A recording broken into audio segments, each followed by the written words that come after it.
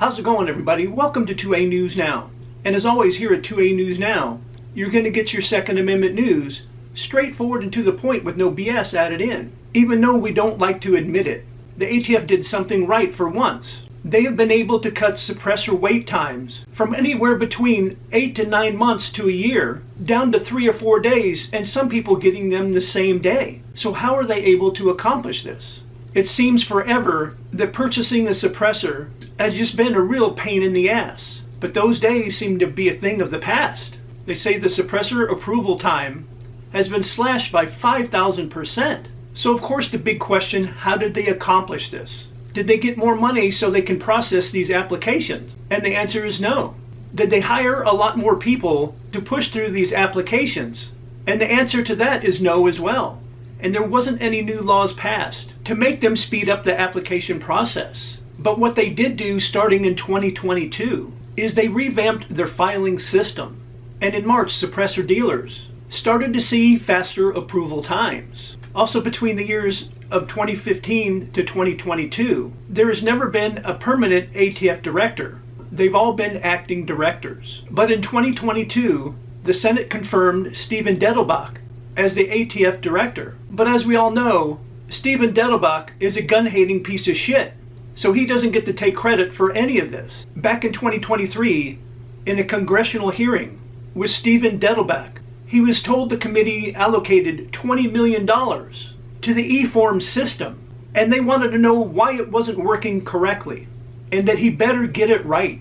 But one of the key things that happened was in January of 2024, the former chief of the NFA division stepped down and was replaced by someone named Ben Hiller. And reports say one of the first things Hiller did was to work through 100 Form 4 applications. And he was trying to find ways to speed up the process. And what did he find out? That 80% of the work that they had been doing didn't need to be done at all. All Form 4 applications have to be approved by an actual person at the ATF. But guess what? The e-form system allows the computer to verify most of that information. They were still working the applications the old way. But here is the biggest reason why there was such a backlog and why it took so long to get approval for suppressors. When the applications arrived, they had what they call the first in, first out system. But there was a big problem with that. If someone's application was delayed at the front of the line, it stops the process for every application behind that one, causing the backlogs and the incredible amount of time it took to get your approval. When the ATF receives a Form 4, they request an FBI background check, of course through the NICS system. And it's the same check you go through when you purchase a firearm.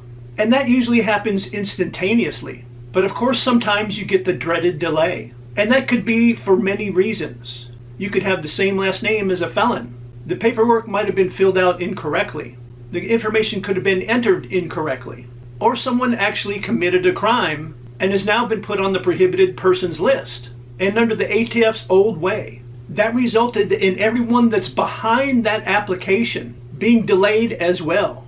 But now, anyone that's automatically approved by the FBI are moved to the front of the line. And since they've been doing this, 70% of the checks come back clear in minutes. And that's why those Form 4s can be approved in just a couple of days. What was ridiculous before they made the change? That they had thousands and thousands of applications that were approved by NICS. But those applications were put on hold because there was people in front of them that hadn't got their approval yet.